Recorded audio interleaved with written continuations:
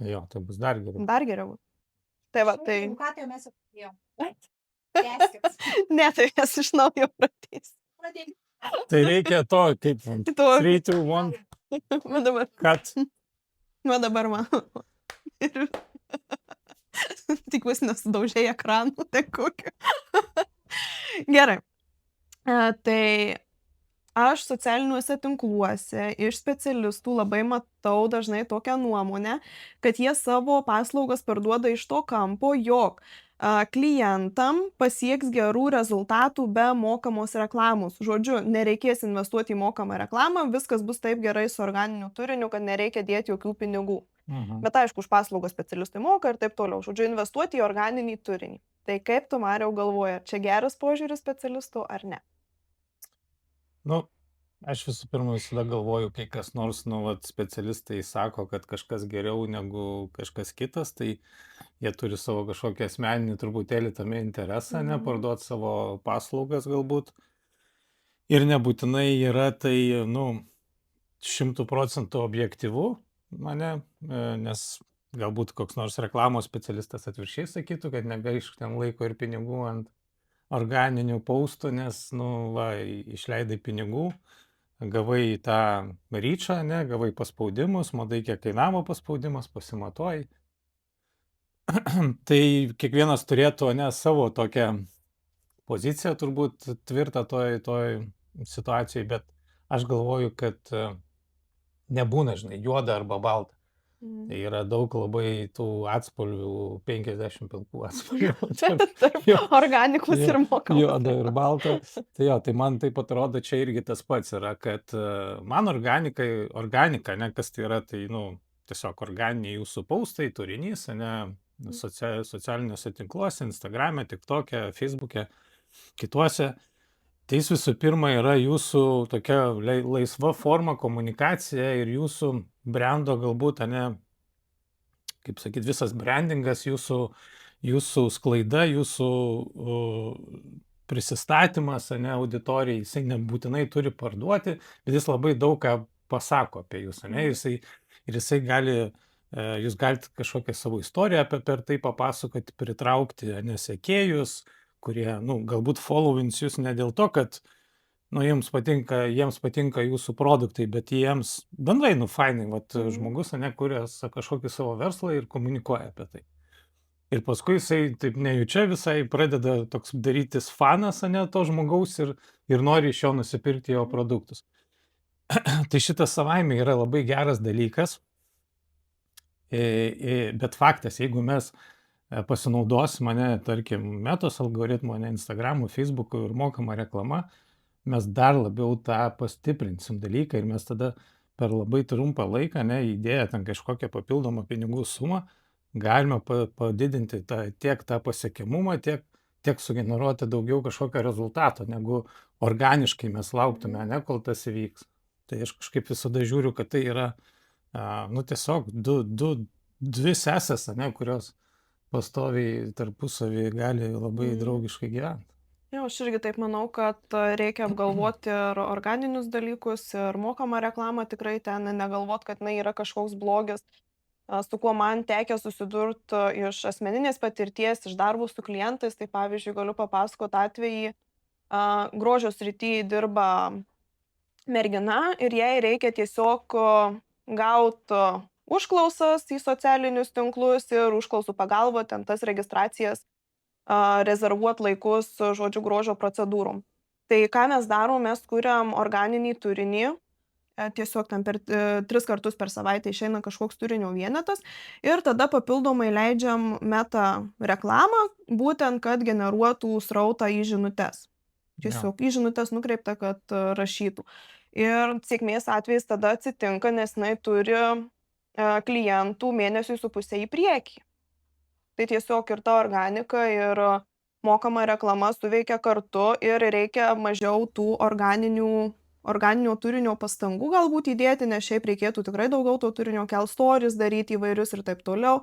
Jos atveju jinai kardinaliai nenori stories daryti, jinai visą dieną užsiėmus savo procedūrom, tai reiškia tada gelbėja mokama reklama ir susirenka tą klientūrą. Taip, o iš kitos pusės aš galiu irgi ne vieną pavyzdį turiu, kai žmonės, tarkim, nedaro visiškai organinio turinio, bet tik tai reklamas, tai irgi, kai pradeda daryti organinio ir ten bendrauti ten gal ir su kažkokiais influenceriais ir jie kažkokį turinį pradeda kurti ir, nu, ta prasme, užsisuka tas visas dalykas, tai ir reklamų rezultatai labai pagerėja. Normalu, nes jeigu, pavyzdžiui, nu, tu pamatai, neskrolini Facebooką ar Instagramą, pamatai kažkokią reklamą, paspaudi ant profilio ir ten tuščia, nieko nėra, tai ant kiek tu pasitikėsi to brandu, tą komunikaciją, tą reklamą. O jeigu tu pamatai, kad ten, ten vyksta veiksmas, ne, ir istorijai kažkokie, ir paustai pastoviai, ir kažkas visai įdomaus, nu, tai iš karto tau yra didesnis pasitikėjimas pirkti iš tokio brando. Jo, ir dar šiaip man, kas asmeniškai aktualu, kad nebūtų didelis tarpas nuo dabar iki paskutinio įkeltų įrašų, nes jeigu yra ten 2024 įrašas kažkoks, tai atrodo, kad jau tas brandas jau, kažin, ar jis gyvas. Jo. Ir šiaip aš manau, kad žmonės, ypač šiais AI laikais, jie labai jau darosi tokie skeptiški, nes tu gali ir turinį su AI susikurti ir viską, ar ne, galbūt ten skemint, apgaudinėt. Tai jie tikrinasi apie kažkokį brandą prieš perkant, pasižiūri kažkokius atsiliepimus, pasižiūri, kas vyksta ne socialiniuose tinkluose, todėl negali tiesiog, ne, vat, iš performanso pusės paimta, ne, man generuoja pardavimus ten, nežinau, meta reklama ir aš ten visą dėmesį meta reklamą, visą kitą pamirštu. Nes labai svarbu yra turėti tą tokį bendrą, ne, požiūrį, holistinį požiūrį visą šitą dalyką į verslą, į komunikaciją ir bendrai.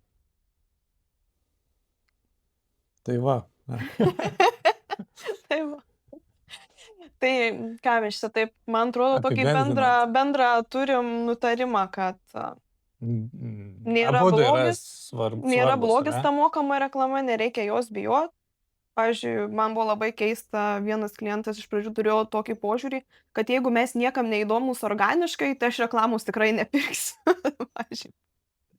Nu, tai čia vėlgi, nu, ta prasme, niekam neįdomus organiškai. Organiškai, kad būtų įdomiam, yra pakankamai sudėtingas dalykas, ne, ir darbas, ir gali užtrukti ir laiko, kol ten algoritmai, ne, įsivažiuos ir kol tu ten kažkokį pradėsi tą organinį ryčą gauti ir taip toliau, ir būna, kad užtrunka labai ilgai. Tai reklama gali patrumpinti tą kelią, tai tarkim, nu, tu kažkokius jau pardavimus pradėsi, ar klientus, va, kaip sakai, lydzus kažkokius generuotis pradėsi, ir to pačiu, ir tada ir toliau, ir ta organinė paustai pradės geriau veikti. Galų gale ir sekėjus greičiau gali pasiauginti ir tą auditoriją. Kodėl, jeigu kažkoks įrašas labai gerai pavyko, kodėlgi neuždėjus ten keliasdešimties eurų, kad pabūstant tą įrašą, kodėlgi neatsivestant tų sekėjų, pavyzdžiui. Aš irgi būstinau savo įrašą. Tai galvoju, per dieną gal 40 naujų sekėjų ateidavo, ten tikrai nedaug įdėjau, gal ten 5 eurus. Jo, tai aš dar pridėčiau tai, kad algoritmas, ne, reklamos, kaip jisai veikia, tai mes leisdami kažkokią kampaniją nusistatom, ko mes norim, ne, ar mes norim sekėjų, ar mes norim tiesiog srauto, ar mes norim pardavimo, ar įsidėjimo į krepšelį. Ir algoritmas yra labai išmanus toj vietoj. Ir tarkim, jeigu organiškai mes paustinam, mes galbūt ir ten laikus susirinkam viską, bet mažai pardavimų ar mažai kažkokių užsakymų, tai nebūtinai, galbūt tie žmonės mūsų laikina ir followina dėl mūsų faino turinio, bet jie dar, nu, kažkaip nėra toj pirkimo stadijoje šiuo metu, tarkim, ne? Tai mes paleidę kažkokią mokamą reklamą, tarkim, orientuotą į pardavimus ar į tos pačias kažkokios užklausų generavimą, mes pasiekiam labai tikslingai žmonės, kurie šiuo metu būtent galbūt ieško to sprendimo, to produkto ir juos patargetinam. Tai visiškai gali būti skirtingų žmonės pasiekėm negu jūsų sekėjai, kur taip organiškai yra. Ir dar vienas mitas man yra, tai tu galėsi čia plačiau pakomentuoti, kad žmonės tikisi pardavimų, bet leidžia ten srauto reklamas arba kažkokias kitokias. Tai čia labai dažna klaida, ką matau, nes, nu, atrodo pigiau, ne? Ten koks nors pikselis nesioptimizavęs, nes ten nėra dar tų pardavimų.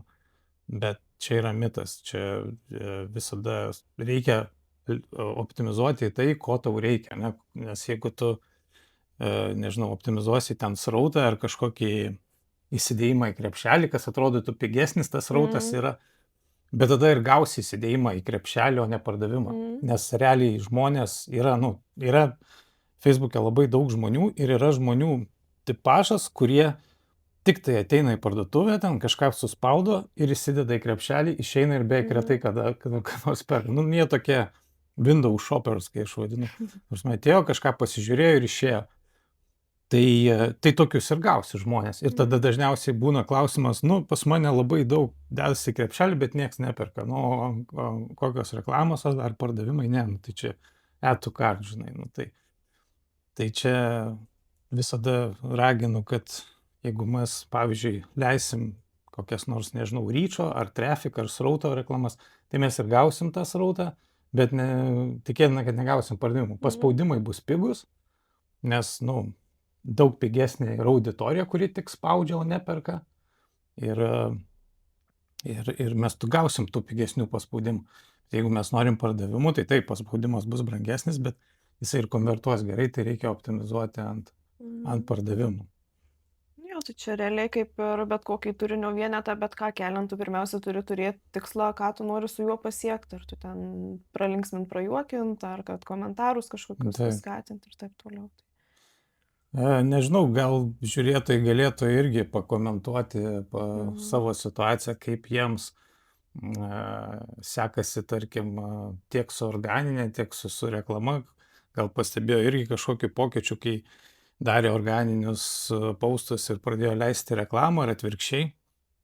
Šiaip būtų mums irgi įdomu išgirsti jūsų situacijas. Įdomu, gal kažkam pasikeitė, darėt tik organiškai, bijot mokamos reklamos, jungėt mokamą reklamą ir tada jau ten viskas įsivažiavo. Tai labai laukiam komentaruose situacijų, padiskutuosim.